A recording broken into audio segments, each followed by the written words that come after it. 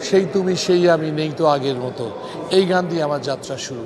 আমি আর এখন আর এই জাতীয় অনুষ্ঠানে অ্যাওয়ার্ড নিতে চাই না। আমি অ্যাওয়ার্ডের পক্ষে, কিন্তু আমার নিজের পক্ষে আর না। অত্যাধুনিক প্রযুক্তি আসার ফলে এখন আর অ্যালবাম হয় না। 12টা গান যদি কেউ এক নাগারে শুনতে পেত, একবারই শুনতে পেত, তার ভিতর থেকে 2-3টা গান দাঁড় হয়ে যেত। সেই শিল্পী কিন্তু দাঁড় হতে পারত। জনপ্রিয় গান প্রচুর হচ্ছে, ভালো গান হচ্ছে, কিন্তু টিকে থাকছে না। ওদের ঠিক মতো গাইড করতে পারলে পরে এই শিল্পীরাই কিন্তু ভবিষ্যতের শিল্পী হবে। এরা খুব শর্টকাটে বড় হইতে চায়, আসলে ওই বয়সটাই ওরকম। ভিউয়ের পিছনে ছুটুক, পাশাপাশি পাল্লা দিয়ে কিন্তু ভালো গানের পেছনে ছুটতে হবে। আমার গানটি যদি কেউ কোথাও গায়, সেই গানটি যদি আমার নামটা উচ্চারিত না করে, তাহলে এটা আমাদের প্রতি কিন্তু অবিচার করা হয়। অ্যাওয়ার্ড পেতে তো ভালোই লাগে, ভীষণ ভালো লাগে, অনুপ্রাণিত হই, নতুন কাজ করার একটা স্পৃহা জাগে ভেতরে, ভালো কাজ করার আর কি।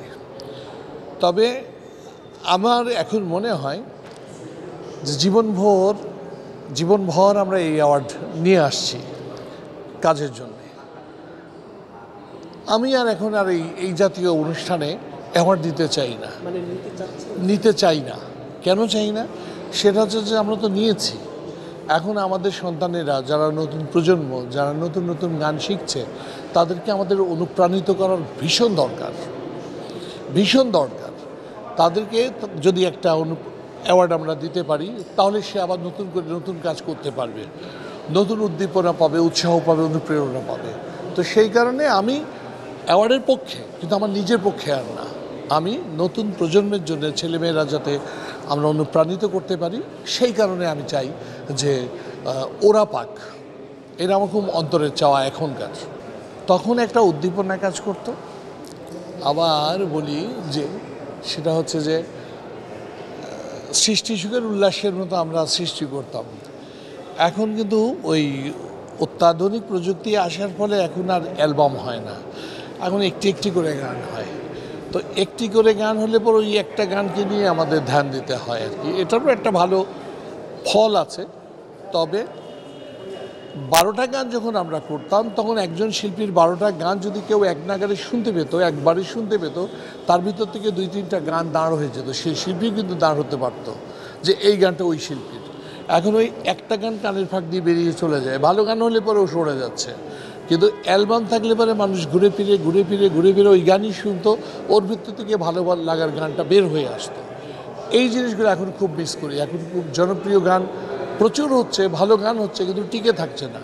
টেকসই গান যখন ছিল অ্যালবামের যুগে, তখন মানুষ কিন্তু অনেক ভালো গান শুনতে পেত, আমরাও ভালো গান বানানোর জন্য আগ্রহী হতাম। আর এখন হয়েছে কি, যে সবাই ওই ভিউ করার জন্যে, বাড়ানোর জন্যে নানান রকম প্রক্রিয়া, নানা রকম কৌশল অবলম্বন করছে, তাতে গুণগত মানটা নষ্ট হচ্ছে আমাদের বাংলা গানে। এটা আমি হাসান চৌধুরীর একটা গান করেছিলাম 86-87 সালের দিকে, শিল্পী হাসান চৌধুরী, ওর অ্যালবাম করেছিলাম। অ্যালবামের নাম ছিল সেই তুমি ক্যাসেটেরই অ্যালবামের একটি গান, সেই তুমি সেই আমি নেই তো আগের মতো এই গান দিয়ে আমার যাত্রা শুরু।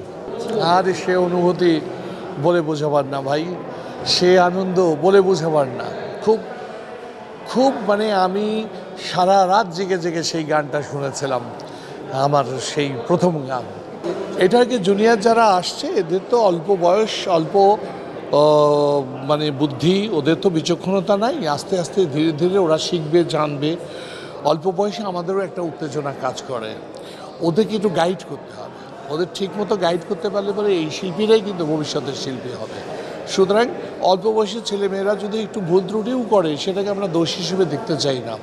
বরঞ্চ যদি আমরা সত্যিকারই ওদের ওয়েল উইশার হয়ে থাকি, তাদের ওদের ভুলগুলো শুধরে দিয়ে ওদেরকে পথ সুগম করে দেওয়া উচিত আমাদের সকলের। কিছু হলেই আমরা শুনি যে যারা নতুন আসছে এরা বেয়াদব, এরা অমুক, এরা তমক, এরা খুব শর্টকাটে বড় হইতে চায়। আসলে ওই বয়সটাই ওরকম।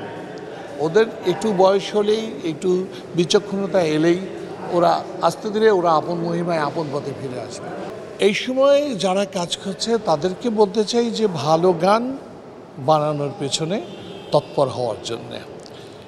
ভিউ দরকার আছে, ভিউ হলে পরে কিন্তু একটা মনে হয় যে আমার একটা গান, মানুষ এত গান মানুষ শুনছে, এটা আনন্দ লাগে, কাজ করে। কিন্তু পাশাপাশি যদি 10টা ভিউয়ের গানের কথা চিন্তা করতে হয়, তাহলে 4টে ভালো গানের কথাও চিন্তা করতে হবে, কারণ ওই ভালো চারটে গান হয়তো সেই সুরকার, শিল্পী, গীতিকার ওদের মৃত্যুর 100 বছর পরেও হয়তো বাঁচতে পারে। তো সেই কারণে আমরা চাই যে ভিউয়ের পিছনে ছুটুক, পাশাপাশি পাল্লা দিয়ে কিন্তু ভালো গানের পিছনে ছুটতে হবে সবাইকে, এই আমার অনুরোধ। যারাই গীতিকার হিসেবে, আমি যেমন গান লিখি, সুর করি, আমার গানটি যদি কেউ কোথাও গায়, সেই গানটি যদি আমার নামটা উচ্চারণ না করে, তাহলে এটা আমাদের প্রতি কিন্তু অবিচার করা হয়, অন্যায় করা হবে। তাই অনুরোধ করব যে যারা এই কাজটি করে তাদেরকে অনুরোধ করব তারা যেন প্রত্যেকের সম্মানের সাথে যেন তারা উপস্থাপন করে। গীতিকারের নামও যেন বলে, সুরকারের নামও যেন বলে। শিল্পী তো সে নিজে গান গাইবে, তার নাম তো সে বলবে। যদি কোনো কারো কাভার সং করে, তাহলে মূল শিল্পীর নামটাও কিন্তু সম্মানের সাথে উচ্চারণ করতে হবে। এটা আমাদের অনুরোধ।